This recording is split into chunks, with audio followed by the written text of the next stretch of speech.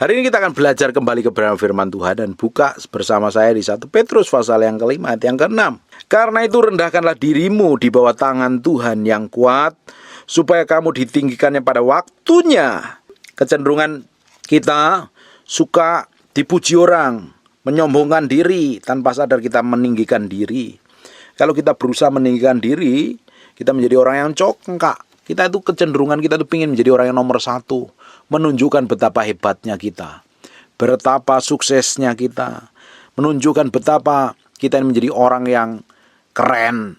Lihat baju yang kupakai, lihat mobilku mereknya apa, lihat rumahku, lihat nih semua pencapaianku. Kecenderungan manusia ingin dihormatin orang lain. Kalau orang ingin dihormatin orang lain, terus gak dapat penghormatan, akhirnya dia menyombongkan diri, supaya orang ngakuin. Kalau sudah menyombongkan diri, kita tinggal tunggu waktunya aja. Akan hancur, akan direndahkan begitu rupa. Di Matius 23:12, dan barang siapa meninggikan diri, ia akan direndahkan. Dan barang siapa merendahkan diri, ia akan ditinggikan. Ini hukum Tuhan. Kita gak perlu menonjolkan siapa kita. Kita ini orang yang sudah belajar mati terhadap diri sendiri. Kalau kita ini sudah mati terhadap diri sendiri, kita gak akan tunjukin loh kita ini siapa. Orang akan lihat ada penyertaan Tuhan, ada pengurapan Tuhan, ada hikmat Tuhan yang mengalir atas hidup kita. Tanpa perlu kita menunjukkan diri kita itu siapa. Tanpa perlu kita memperkenalkan diri kita. Orang yang bisa menikmatin Tuhan. Kita gak perlu pakai corong untuk meninggikan diri kita, mempromosikan diri kita. Tidak perlu. Kalau ada Tuhan dalam hidupmu, kalau ada pengurapan Tuhan, kalau ada kuasa Tuhan, ada penyertaan Tuhan, pasti hidupmu akan dipromosi Tuhan.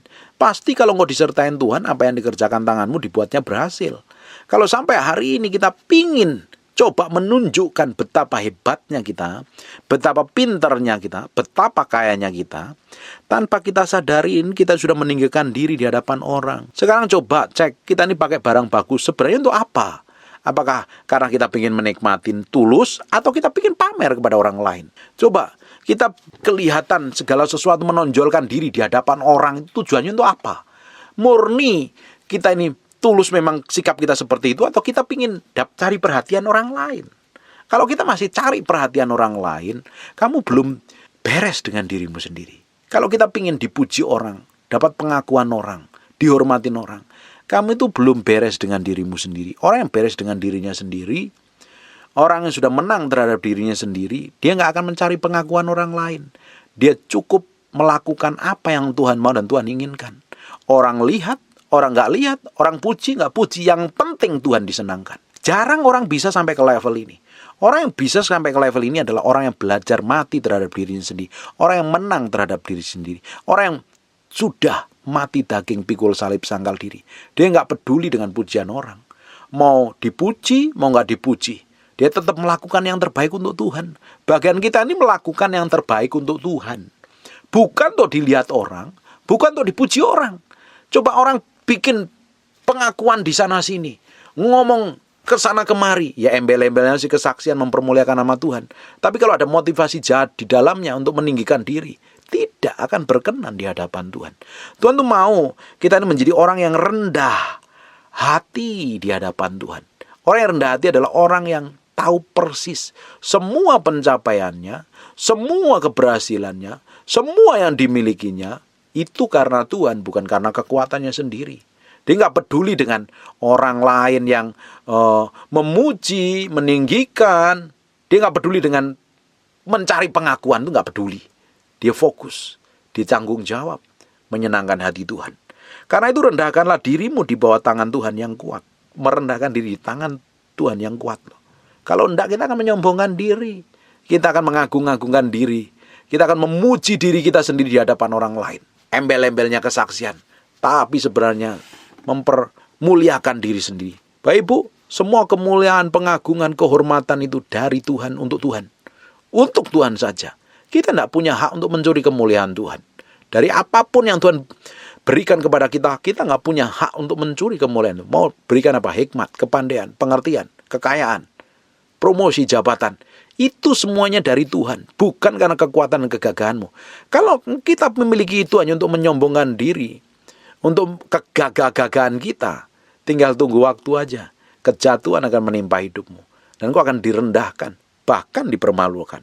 Karena itu rendahkanlah dirimu di bawah tangan Tuhan yang kuat, supaya kamu ditinggikannya pada waktunya. Promosi dan peninggian itu datangnya dari Tuhan. Bukan kita nonjol-nonjolin diri. Ini loh aku loh. Promosi itu datangnya dari Tuhan.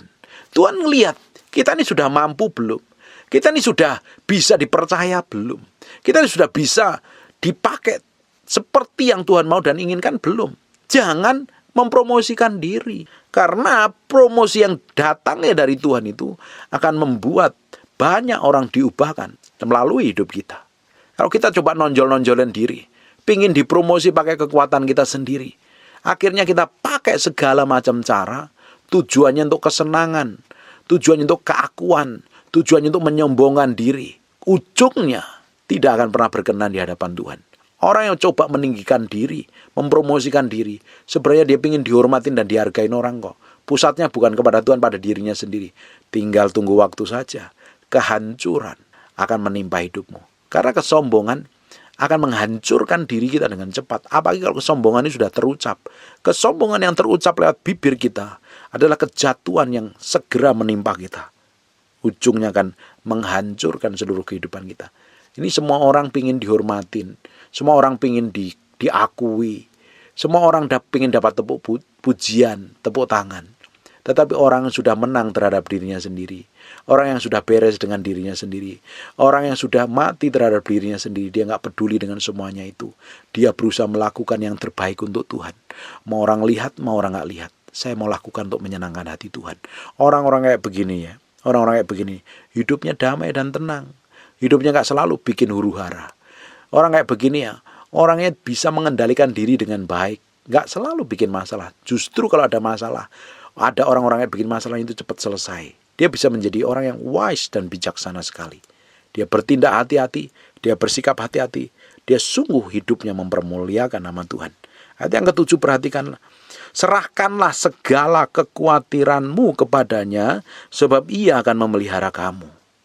Orang yang menang terhadap dirinya sendiri. Orang yang menaklukkan diri kepada firman. Orang yang berjalan kepada firman. Selama hidup ini bisa aja muncul kekhawatiran. Tapi kekhawatiran tidak akan menguasai hidupnya. Dia akan bisa dengan mudah menaklukkan pikirannya, kemauan kehendaknya kepada kehendak Tuhan. Dia menyerahkan segala yang dikhawatirkan di dalam hidupnya kepada Tuhan.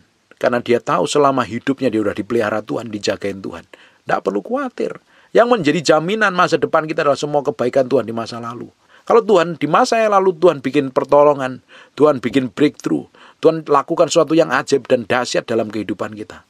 Di masa yang akan datang, dia Tuhan yang sama yang kita layani siang dan malam, dia juga akan melakukan double porsi atas kehidupan kita. Justru harusnya hari ini kita bersyukur berjalan bersama Tuhan. Kita bersyukur menikmatin semua yang Tuhan pernah lakukan atas kehidupan kita. Karena sebagai semua perbuatan baik Tuhan di masa lalu adalah jaminan masa depan kita. Tuhan yang sama akan melakukan. Amin. Nggak perlu khawatir, nggak perlu stres. Orang yang khawatir itu karena apa? Fokusnya pada dirinya sendiri.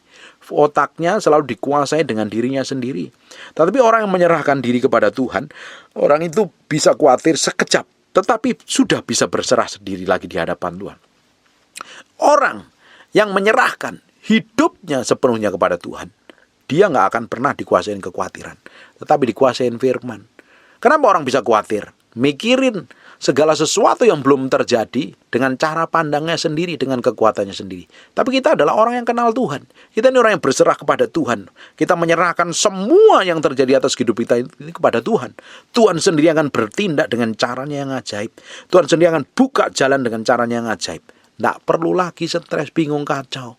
Makanya perlu penyerahan diri di hadapan Tuhan. Kita mesti sadar ayat yang ke-8, dan berjaga-jagalah, lawanmu si iblis berjalan berkeliling sama seperti singa yang mengaum-ngaum mencari orang yang dapat ditelannya.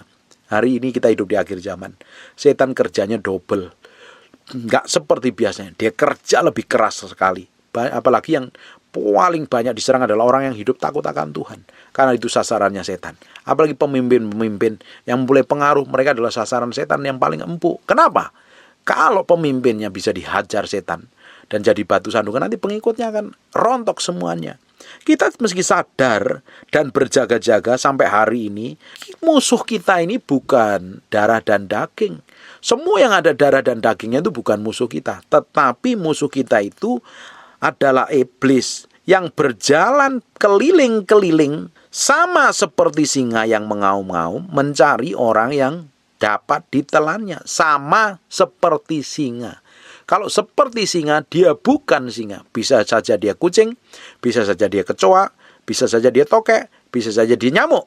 Nah, seperti singa yang mengaum-ngaum. Artinya apa kalau mengaum-ngaum?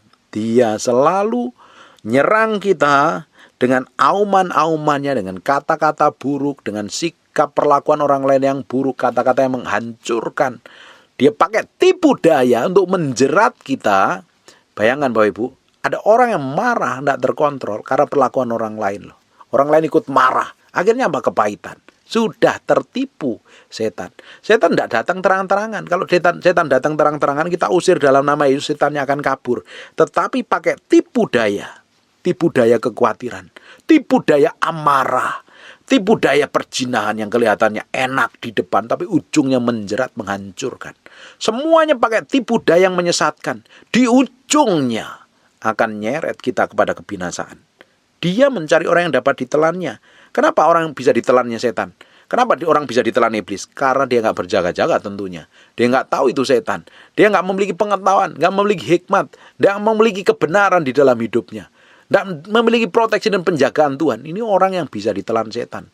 Orang yang nggak ngerti kebenaran, orang yang nggak berjaga-jaga, orang yang plonga-plongo.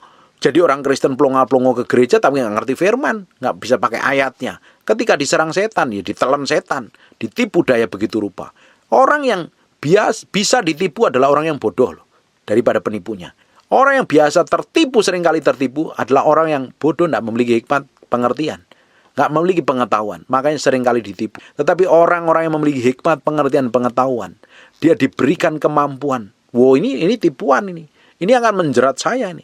Oh, ini akan menyesatkan. Dia tahu persis sehingga dia bisa bertindak tepat seperti yang Tuhan mau. Hidupnya akan sangat berhati-hati. Makanya disuruh berjaga-jaga. Orang berjaga-jaga disuruh hati-hati loh. Tindakanmu, sikapmu, kelakuanmu, perbuatanmu itu harus hati-hati.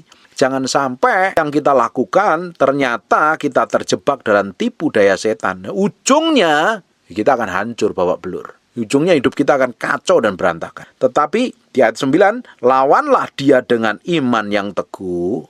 Iman timbul dari pendengaran firman Kristus. Bagaimana kita mau memiliki iman kalau kita nggak mau dengar firman? Puji Tuhan Bapak Ibu masih mau dengerin apa yang saya sampaikan ini. Kau dengar kebenaran yang kamu terima dan kamu lakukan.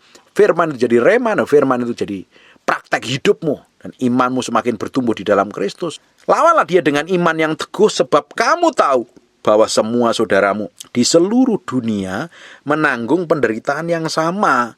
Ternyata itu terjadi bukan pada diri kita sendiri. Kalau Bapak Ibu sedang menanggung penderitaan karena ujian, karena banyak hal terjadi dalam hidupmu, kekurangan, kemiskinan, kemelaratan, atau apapun juga lah yang terjadi dalam hidupmu, kau sedang menderita.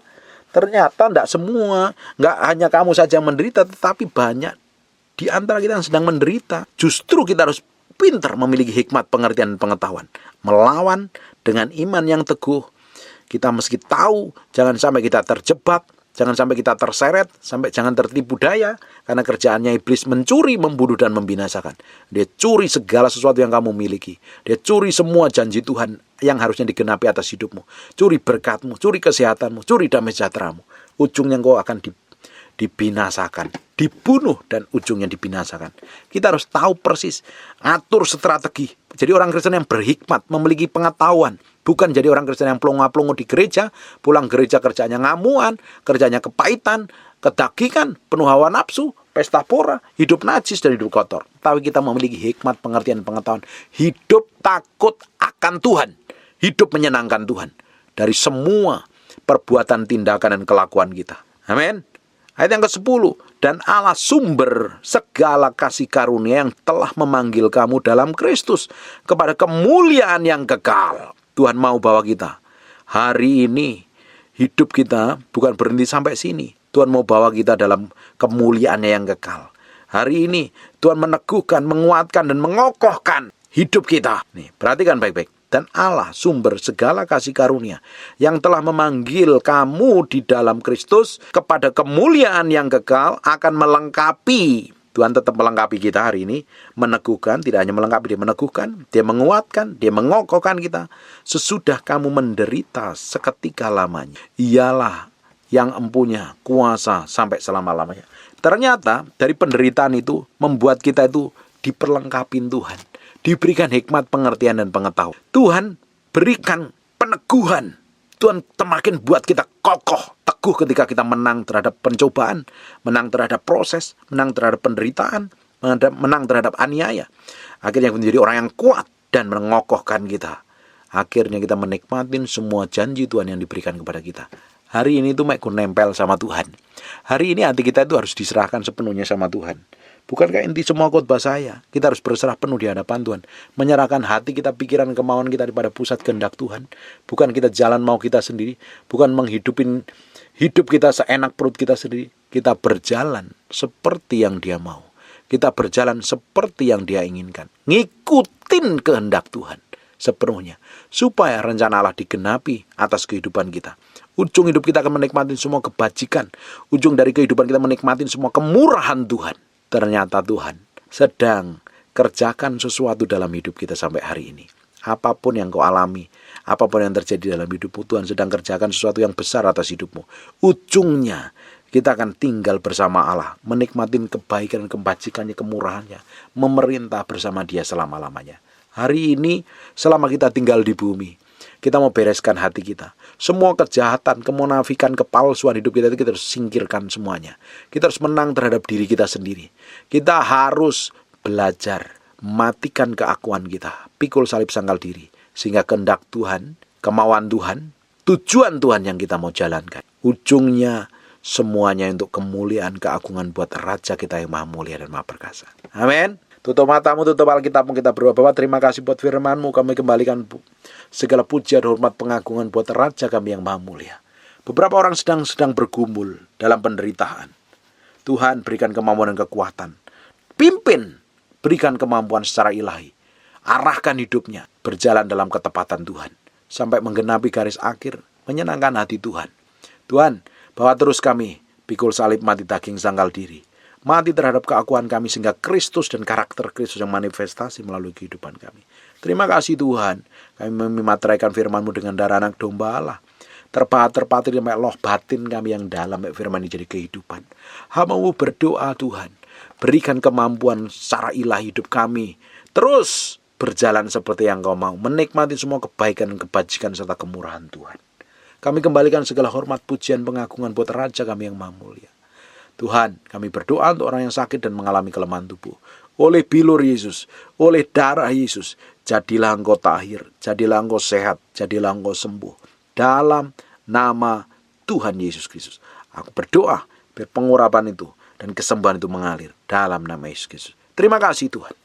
Pujian, pengagungan, hormat, kemuliaan buat Raja kami yang maha mulia. Kami kembalikan dalam nama Yesus. Haleluya. Amin. And God bless you. Terima kasih Tuhan buat anugerah-Mu. Terima kasih Tuhan. Kami sembah Engkau dalam kedahsyatan-Mu.